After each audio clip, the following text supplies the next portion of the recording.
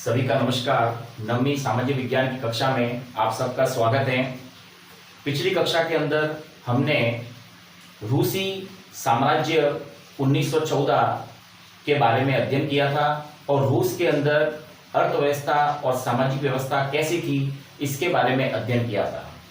आज की हमारी कक्षा के अंदर हम रूस में समाजवाद यानी समाजवादी विचारधारा किस प्रकार से फैली हुई थी और इस समाजवादी विचारधारा से जुड़ी कौन कौन सी पार्टियां थी जिन्होंने रूस में लोकतंत्र और रूस के किसानों और मजदूरों के अधिकारों के लिए संघर्ष किया। तो आइए आज की कक्षा की हम शुरुआत करते हैं। पहला हमारा बिंदु है 1914 का रूसी साम्राज्य से पहले। हमने पिछली कक्षा में देखा था कि 1914 का रूसी साम्राज्य क्या था और 1914 से पहले राजनीतिक पार्टियां रूस में जो थी वो गैर कानूनी मानी जाती थी, यानी राजनीतिक पार्टियों को गैर कानूनी माना जाता था रूसी साम्राज्य से पहले। ठीक है ना, वो पार्टियां गैर कानूनी मानी जाती थी। गैर कानूनी इसलिए माना जाता था क्योंकि उस समय रूस के अंदर राजतंत्र था और जार यानी राजा का शासन था जिसे जार कहते थे। और उस समय जो राजनीतिक पार्टियां होती थी जो लोकतंत्र की बात करती थी, समाजवाद की बात करती थी, उन पार्टियों को उस समय गैर कानूनी माना जाता था। लेकिन धीरे धीरे रूसी साम्राज्य का अंत हुआ और राजनीतिक पार्टियों का वर्चस्व बढ़ता गया। दूसरा बिंदु देखते हैं, Russian social democratic works party. Russian social democratic works party यह रूसी पार्टी थी जो राजनीतिक पार्टी थी। इसका गठन 1898 में, गठन का मतलब है निर्माण, इस पार्टी का जो निर्माण हुआ 1898 में हुआ। और ये जो पार्टी थी ये अखबार के द्वारा, यानी यह पार्टी अखबार निकालती थी और अखबार के द्वारा मजदूरों को अपने अधिकारों की लड़ाई लड़ने के लिए ये पार्टी प्रोत्साहित करती थी और मजदूरों को प्रोत्साहित करती थी कि वह अपने अधिकारों के लिए लड़ें और लोकतंत्र और समाजवाद की स्थापना के लिए संघर्ष करें, समाज में और राजनीतिक क्षेत्र में समानता लाने के लिए संघर्ष करें। अखबार के द्वारा यह पार्टी मजदूरों को प्रोत्साहित करती थी इस प्रकार से। और इस पार्टी ने मजदूरों का एक संगठन बनाया और मजदूरों के इस संगठन को Russian social democratic works party के नाम से भी जाना जाता है।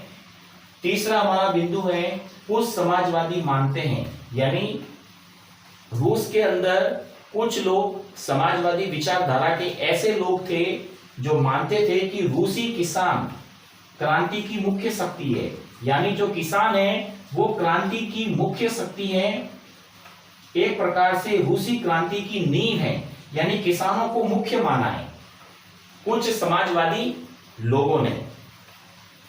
मजदूर मुख्य शक्ति नहीं है, किसान मुख्य शक्ति है। ऐसा क्यों कहा गया है, आइए देखते हैं। अगले बिंदु में बताया गया है कि सोशलिस्ट रेवोल्यूशनरी, ये भी एक राजनीतिक पार्टी है। सोशलिस्ट रेवोल्यूशनरी यह समाजवादी क्रांतिकारी पार्टी है, यानी समाजवादी विचारधारा रखने वाले वे लोग जो क्रांतिकारी स्वभाव के हैं, जो हिंसा के द्वारा भी अपने अधिकारों को प्राप्त करना चाहते हैं। ऐसे जो समाजवादी क्रांतिकारी लोग हैं जो हिंसा में भी विश्वास करते हैं, उनकी सोशलिस्ट रेवोल्यूशनरी पार्टी का गठन 1900 में हुआ था और इसमें किसानों के संघर्ष की बात कही गई थी। यह पार्टी किसानों के लिए संघर्ष करती थी, उनके अधिकारों के लिए लड़ती थी। ठीक है ना। इसी प्रकार से हमने ऊपर वाले बिंदु में देखा था कि किसान क्रांति की मुख्य शक्ति क्यों थे, क्योंकि किसान अपनी जमीन जो है वो गरीब किसानों को दे देते थे और इसमें अमीर, गरीब और पूंजीपति किसान आते थे।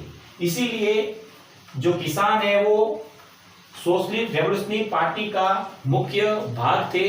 इसलिए यह पार्टी जो 1900 में बनी थी, ये किसानों के अधिकारों के लिए संघर्ष करती थी। अगला बिंदु है सामंतों के कब्जे, यानी उस समय जब राजतंत्र था, राजा का शासन था, उस समय सामंतों के कब्जे में जो जमीन हुआ करती थी, उन जमीन को फौरन किसानों को सौंपा जाए। यानी जो गरीब किसानों की जमीन है, जो सामंतों के जमींदारों के पास में होती थी, उस जमीन को किसानों को सौंपा जाए और किसान वर्ग यानी जो किसानों का समूह है वो उस समय दो भागों में विभाजित था। यानी एक तरफ तो किसानों के अधिकारों की बात हो रही थी, उनकी जमीनों को सामंतों के कब्जे से उन किसानों को सौंपा जाए, लेकिन किसानों के इस संघर्ष में एक सबसे बड़ी समस्या थी कि जो किसानों का वर्ग था, यानी किसानों का जो समूह था, वो दो खेमों में यानी दो भागों में विभाजित था। आइए देखते हैं वो दो खेमे क्या हैं। उससे पहले हमारा बिंदु है कि व्लादिमीर लेनिन ये उस समय के समाजवादी विचारधारा और समाजवादी विचारधारा से के आधार पर लड़ाई लड़ने वाले सबसे बड़े नेता थे, जिनका नाम था व्लादिमीर लेनिन।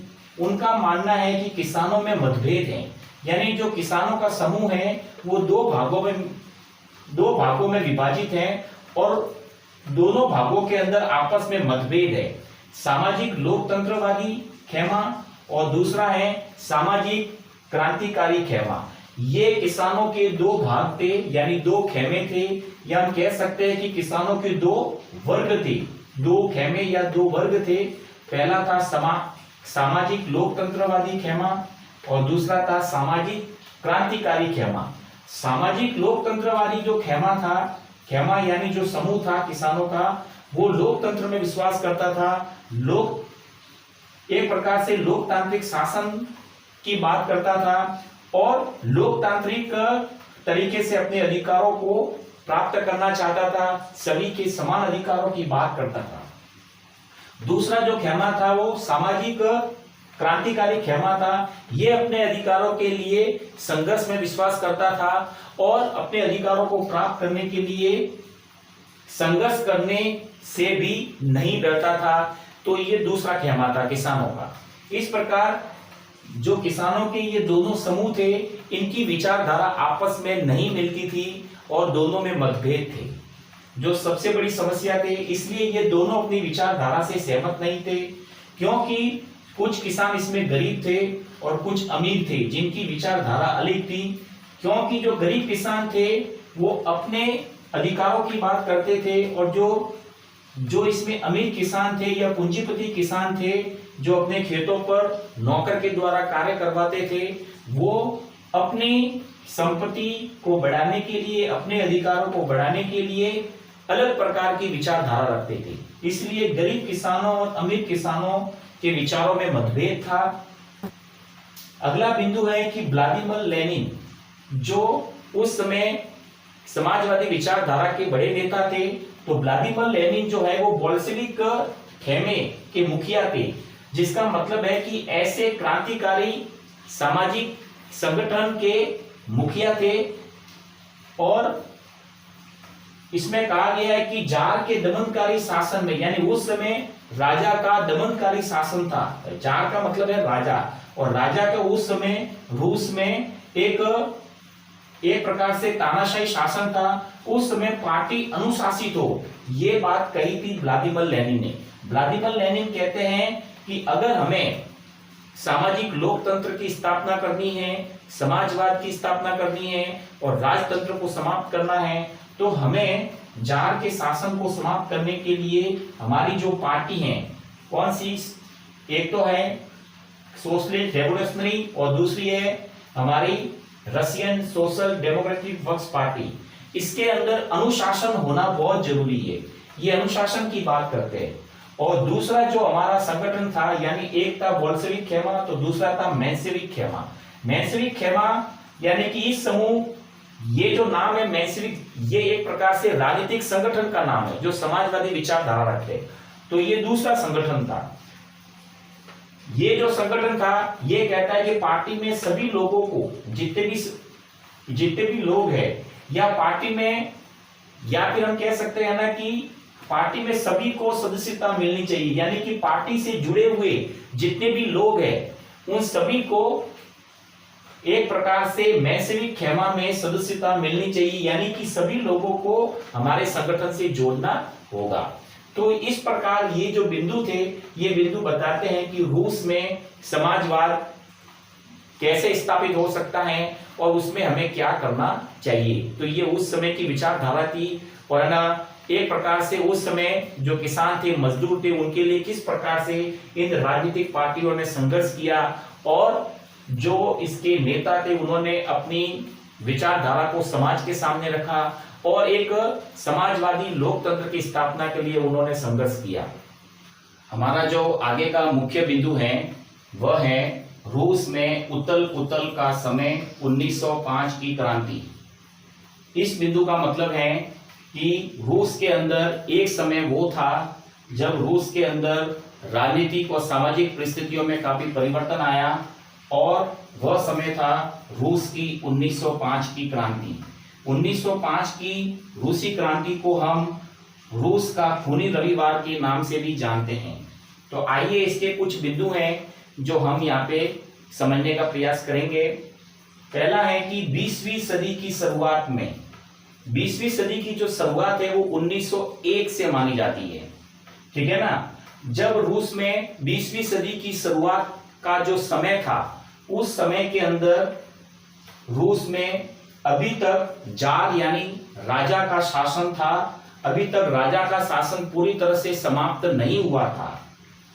राष्ट्रीय संसद जो रूस की थी, यानी हमने ऊपर देखा कि किस प्रकार मजदूरों ने, किसानों ने और जो राजनीतिक पार्टियां थी उन्होंने संघर्ष करके रूस में सामाजिक लोकतंत्र की स्थापना का प्रयास किया, मजदूरों और किसानों के लिए संघर्ष किया, ये हमने यहाँ पे देखा। लेकिन उसके बाद में भी 20वीं सदी की शुरुआत तक राजा का शासन था, पूरी तरह से समाप्त नहीं हुआ था। राष्ट्रीय संसद थी और राष्ट्रीय संसद के पास में इतनी शक्ति नहीं थी कि वह राजा के ऊपर अंकुश लगा सके, उसे नियंत्रित कर सके। इसलिए जार यानी जो राजा था वह राष्ट्रीय संसद के अधीन नहीं था। अभी तक राष्ट्रीय संसद जार के नियंत्रण में थी, यानी रूस में अभी तक पूरी तरह से सामाजिक लोकतंत्र की स्थापना नहीं हुई थी। दूसरा है उदारवादी। उदारवादियों से मतलब है कि वे विचारधारा के लोग जो व्यक्ति को स्वतंत्र करना चाहते हैं, व्यक्ति की पूरी स्वतंत्रता की बात करते हैं, व्यक्ति के अधिकारों की बात करते हैं, सामाजिक राजनीतिक रूप से व्यक्ति को पूर्ण अधिकार और स्वतंत्रता देना चाहते हैं, और एक लोकतांत्रिक शासन की स्थापना की बात करते हैं, जनता के शासन की बात करते हैं।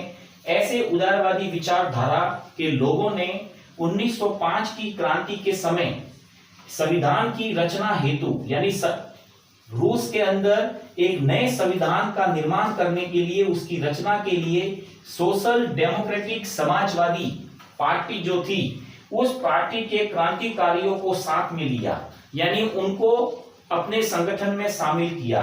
किन्होंने? उदारवादियों ने। क्योंकि उदारवादी जानते थे कि अगर राजा यानी जार का शासन समाप्त करना है, राजतंत्र को समाप्त करना है, तो उसे अन्य संगठनों की जरूरत पड़ेगी। इसलिए उदारवादियों ने सोशल डेमोक्रेटिक समाजवादी क्रांतिकारियों को साथ में लिया, यानी इन पार्टियों को, इन सामाजिक लोकतांत्रिक और सामाजिक हम कह सकते हैं क्रांतिकारी संगठनों को साथ में लिया, उनको मिलाया, और उसके बाद में जो किसान थे, मजदूर थे, उनके बीच में उन्होंने काम किया। किन्होंने? उदारवादियों ने। और किसानों मजदूरों को अपने विश्वास में लिया और उन्हें कहा कि हम एक लोकतांत्रिक शासन की स्थापना करेंगे जिसमें मजदूर, किसानों और सभी लोगों को समान अधिकार मिलेंगे। इस प्रकार जो उदारवादी थे, उदारवादी समूह के लोगों ने इन सभी संगठनों को, किसानों को, मजदूरों को मिलाया, उनके लिए काम किया।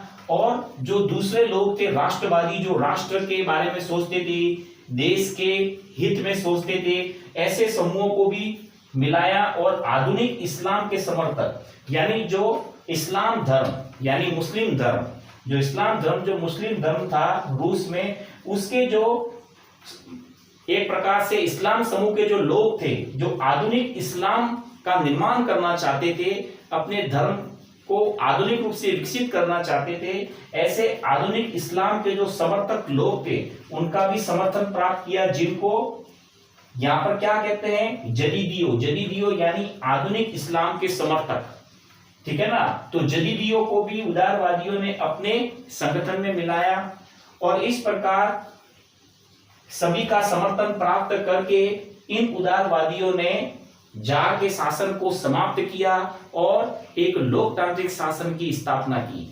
इस प्रकार रूस के अंदर जो जार का शासन था, जो राजतंत्र था, उसमें काफी उथल पुथल आ गई, उसमें काफी परिवर्तन हुआ और एक सामाजिक लोकतंत्र की स्थापना की नींव रखी गई, उसकी शुरुआत हुई। इसके आगे के जो बिंदु हैं हम अगली कक्षा में देखेंगे। धन्यवाद।